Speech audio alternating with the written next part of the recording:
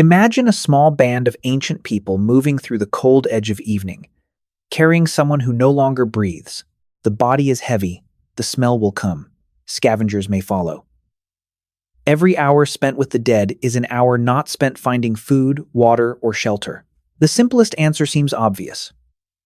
Burying the dead began as a practical way to remove a dangerous body. But the strangest part is this. Some of the earliest burials do not look like mere disposal. A child placed carefully in a cave. Bodies arranged in pits. Red pigment, stones, animal bones, or positions that seem too deliberate to ignore yet never simple enough to call proof of religion. The dead body became a problem no tool could fully solve. It was matter, but not only matter. It was danger, but not only danger. So why did humans begin placing their dead into the earth? Was it hygiene, fear, grief, memory, status, or the first shadow of ritual? The evidence points to something more complicated than love, and more human than survival alone. The first answer is not mysterious. A dead body changes quickly. Warmth leaves, weight remains, skin, breath, and voice disappear, but the material problem stays behind. In a small mobile group, that problem could not be ignored. A corpse could attract scavengers. It could create smell. It could frighten children, contaminate a camp, slow travel, or force the living to decide whether to stay with danger or move toward food. So, one layer of the answer is practical. Burial may have begun as a way to separate the living from the dead. But that is not the same thing as simply throwing a body away. Disposal means removing a problem. Burial, in the archaeological sense, often means something more specific. A body placed into a cut pit, covered, positioned, protected from disturbance, or returned to a particular place. Not every covered body is a burial. Not every ancient skeleton proves ritual. And the evidence does not appear everywhere at once, as if one brilliant invention suddenly spread across all human groups. What we can say more safely is this. In some places, by tens of thousands of years ago, the dead were not always treated like ordinary waste, broken tools, or animal remains. Some were handled with a level of attention that cost time. And time was never cheap in prehistory. That is where the simple answer begins to crack. If burial was only about getting rid of a dangerous body, why do some of the dead appear to have been placed with such care? The practical answer deserves respect, because it begins with something real. A dead body is not neutral. In a world without sealed rooms, metal tools, hospitals, gloves, or permanent walls, death entered the camp as a physical event. It changed the air. It changed movement. It changed where people could sleep. A body left exposed could bring insects, carnivores, and scavenging birds. It could pull danger toward the living. For a small group, this mattered. They did not have unlimited calories to spend. They could not waste daylight easily. They could not always remain in one place long enough to guard the dead. If the group had to move, the body created a decision. Carry it, leave it, burn it, cover it, hide it, or put it under the ground. Burial, from this angle, looks like a survival solution. The earth covers smell. It separates flesh from the camp. It protects the living from the sight of decay. It may keep scavengers from tearing the body apart in front of those who knew the person. It turns an immediate crisis into something quieter. But this answer only explains why a group might remove a corpse. It does not explain why some bodies were placed on their sides. It does not explain why some were set into prepared pits. It does not explain why the living sometimes returned to caves, used pigment, arranged objects, or treated certain dead differently from ordinary debris. The practical answer gets us to the edge of the grave. It does not tell us why the grave began to matter. But what does care look like after 78,000 years? Not as a prayer, not as a sentence, not as a belief we can read. It looks like soil that was cut, disturbed, and closed again. It looks like bones so fragile that, when archaeologists first saw them, they could not simply lift them from the ground. At Panga Saidi, a cave site near the Kenyan coast, researchers found the partial skeleton of a small child. The child was roughly 2.5 to 3 years old. Later, the child was given the name Mtoto, from the Swahili word for child. Mtoto was found in Middle Stone Age layers, inside a shallow pit beneath the sheltered overhang of the cave. The burial has been dated to about 78,000 years ago. The body was not scattered across the cave floor. It was curled on its side, with the legs drawn toward the chest. The position of the bones, the shape of the pit, and the sediments around the body all pointed towards something deliberate. This is why mtoto matters. The grave does not tell us what the living believed. It does not prove they imagined heaven, spirits, or a world after death. It does not let us hear a mother's voice, or know whether the group cried, sang, stayed silent, or left quickly because the night was coming. But it does show a choice. Someone, or several people, spent time with a body that could no longer help them survive. They placed that child in the earth in a way that protected the body from ordinary destruction. They did not merely let the cave take what was left. And the most powerful part is not that metodo gives us a complete answer. It is that metodo gives us a boundary. By at least this time, in at least this place, some Homo sapiens were treating the dead as something more than a problem to remove. The dead could be placed, covered, kept from the teeth of animals and the randomness of the open ground. But if metodo is one of the clearest clues, the next clue is more dangerous because it is the story everyone wanted to believe. And then the most beautiful story begins to fall apart. In Shanidar Cave, high in the Zagros Mountains of northern Iraq, archaeologists found Neanderthal remains that changed the way many people imagined our ancient relatives. For a long time, one skeleton became especially famous, Shanidar 4. Around the body, researchers reported clumps of pollen. The idea was almost irresistible. Perhaps Neanderthals had placed flowers with their dead. Perhaps this was not only burial, but mourning. Perhaps another human species had stood in a cave, gathered bright plants from the mountain slopes, and covered the dead with something beautiful. It was a story people wanted to be true. But archaeology is often most honest when it refuses the answer we prefer. Recent re-examinations of the pollen have made the flower burial hypothesis less secure. Some pollen clumps may have been brought into the sediments by nesting solitary bees. Other natural processes are also possible. Even if plants were involved, we cannot easily know whether they were grave offerings, bedding, accidental material, or something else entirely.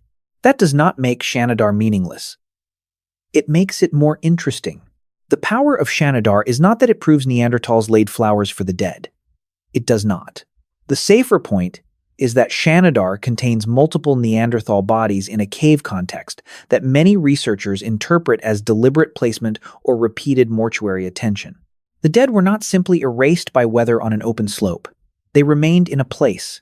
So the beautiful myth becomes a harder, better question. Maybe burial did not begin as one pure act of love. Maybe it was not one clean ritual with flowers and grief exactly as we understand them. Maybe it began in the unstable space between care and uncertainty, between handling a body and not knowing how to let it disappear. And if Neanderthals were part of this story, then burial is not only a Homo sapiens question anymore. What if burial was not a single invention? The Levant makes that possibility harder to ignore. Between Africa, Asia, and Europe, this narrow region was never just a corridor on a map. It was a meeting ground, a pressure zone, a place where different Homo populations moved through changing climates, caves, coastlines, animals, and stone traditions. And in several Middle Paleolithic sites, the dead appear again. At Tinshemet Cave in central Israel, recent excavations have revealed articulated human remains, burial pits, stone tools, animal bones, ochre, and traces of fire use. The site belongs to a wider Levantine pattern, roughly around the time when Kafsa and School were also preserving some of the most important early human remains in the region. The exact identities of all these people are not always simple. Some are usually described as early Homo sapiens. Others sit inside a much more complicated world of Neanderthals, modern humans, and possible population mixing. That uncertainty matters. If burial appeared only once, in one group, we might look for one clean origin, one belief, one invention, one tradition. But the evidence does not behave that neatly. In the Levant, bodies were sometimes placed in caves or pits, sometimes associated with ochre, animal remains, stone objects, or unusual arrangements. Not every case is equally secure. Not every object beside a body is a grave good. But the pattern is too persistent to dismiss as ordinary accident. This pushes the question into a wider frame. Maybe burial was not invented like a spear point or a tool shape. Maybe it emerged repeatedly when ancient groups faced the same impossible pressure. A dead member of the group, a dangerous body, a remembered person, and a place that could hold both. By this point, the mystery is larger than one child in Kenya or one Neanderthal cave in Iraq. The next question is inside the human brain itself. Why does a dead person not feel like ordinary matter? The answer begins with a contradiction inside the living mind. A corpse is a body. It has weight, skin, bone, smell, temperature. It belongs to the physical world of decay, insects, fluids, and danger. In that sense, the dead body demands distance. But if the person was known, the body also carries recognition. The face may still be the face. The hands may still be the hands that fed a child, shaped a tool, touched another shoulder in the dark. The living brain does not instantly erase years of attachment because breath has stopped. So the body creates two opposite commands. Move away. Stay near. This tension may help explain why burial became more than disposal. Covering the dead could protect the living from decay. But careful placement could also protect the relationship from being violently broken by scavengers, weather, or abandonment. It gave the living a controlled way to separate from the body without treating the person as nothing. That does not require a fully formed religion. It does not require a doctrine of souls. It only requires a mind capable of recognizing someone after life has left them, and a group that feels the pressure of what to do next. The dead forced the living to solve a problem no animal bone could create. How do you remove a body without erasing a person? Now imagine the cost. The ground is not soft because the living are grieving. It may be hard, stony, wet, frozen, or full of roots. There is no shovel waiting beside the fire. Hands work with stone edges, digging sticks, antler, bone, and patience. Soil has to be loosened, lifted, moved. The body has to be carried without dropping it, placed without tearing it apart. Covered before night makes the camp more dangerous. Around them, the living still need food. Children still need warmth. Someone must watch the dark line beyond the fire. Someone must listen for hyenas, wolves, lions, or any animal willing to turn death into a meal. The group may need to move before the weather changes. A river may be falling. Herds may be shifting. A sick person may still be alive and waiting for care. Burial took time from the living. That is why deliberate treatment of the dead matters. Not because every grave proves a ceremony, not because every covered body proves grief as we know it, but because even a simple burial asks the living to pause, to interrupt survival, to spend strength on someone who will never stand again. And that pause is the clue. A group that stops long enough to place the dead is doing more than solving a smell problem. It is choosing a controlled separation. The body is not left for teeth in the open. It is not abandoned to weather without decision. It is moved from the dangerous surface into a hidden depth. Maybe the act was brief. Maybe it was frightened. Maybe no one spoke. But in that small delay, something human becomes visible. The living were not only escaping the dead, they were deciding how the dead should leave them. When does a grave become more than a solution? It begins when the ground stops being random. A body placed under the earth is not just gone. It is somewhere. Even if no permanent marker survives, even if no stone remains, even if no name was ever spoken in a way archaeology can recover, the act creates a location. The living can point toward it. Avoid it. Return to it. Tell a child not to step there. Remember that this was where someone left the group. That may be one of burial's deepest social powers. It turns death from an event into a place. For a mobile group, place mattered. Caves, water sources, hunting paths, sleeping areas, fire circles, all of these carried memory. A burial could add another kind of memory to the landscape. The dead were no longer only a body that had to be managed. They became part of the group's map. This does not mean every grave was sacred. It does not mean every burial site was visited again. But burial made that possibility available. It allowed the living to organize absence. It gave the group a controlled boundary. The dead are not here among the sleepers, but they are not nowhere. And boundaries are social things. They tell a group what belongs inside and what must be kept outside. They can express care, but also order. They can protect the living, but also preserve the dead from being treated like animal remains. They can turn one body into a shared decision. This person will not vanish in the same way everything else vanishes. That is why burial may have become so powerful. It joined the practical and the symbolic without needing to separate them. The earth covered decay. The place held memory.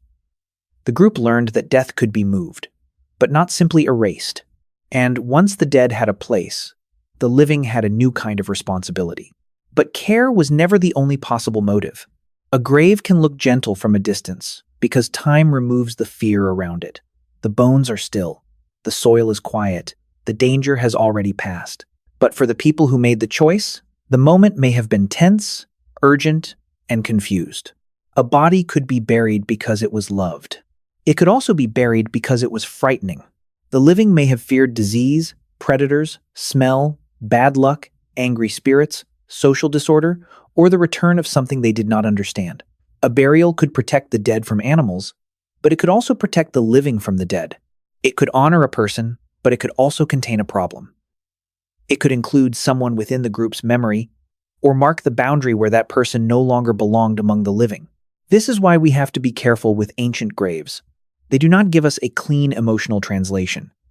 A pit is not automatically love, ochre is not automatically religion, a body in a cave is not automatically a funeral. The same action can hold tenderness, fear, duty, disgust, status, and uncertainty at once. That does not make burial less human. It makes it more human. Human behavior rarely begins as one pure feeling. It begins in conflict. A dead body was dangerous, familiar, useful no longer, remembered still, and impossible to ignore. Burial may have grown from that mixture. Not only compassion, not only fear, not only belief, but the difficult need to give the dead a form the living could survive. Stand in a modern cemetery after the rain. The body is already managed by institutions now. Hospitals, funeral homes, sealed coffins, legal documents, vehicles, schedules. The practical danger has been softened by technology. Most people no longer dig with stone tools under a cave mouth while animals wait beyond the fire. But the old problem has not disappeared. We still separate the dead from the living, and we still refuse to treat them like ordinary matter. We wash bodies, we cover faces, we choose clothes, we lower coffins slowly. We mark ground with names, dates, stones, flowers, flags, photographs, small objects that would mean almost nothing to a stranger and almost everything to the people who placed them there. Even when belief changes, the gesture remains.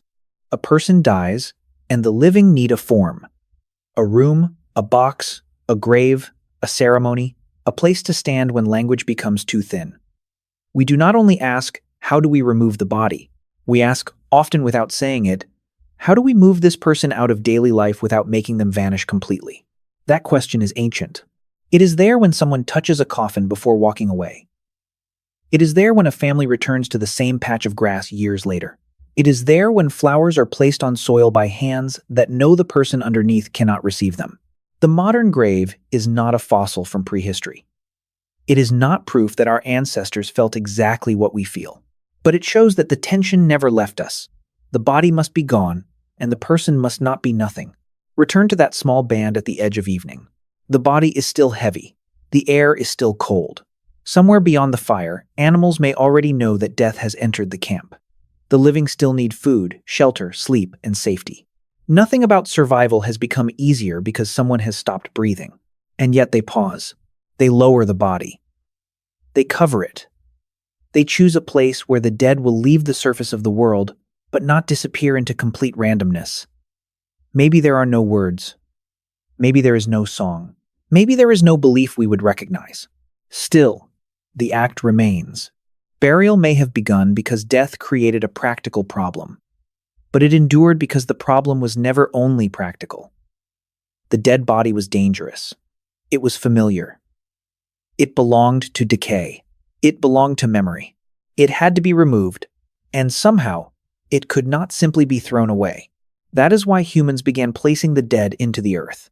Not because they already had every answer about death, but because they could no longer treat a person as nothing.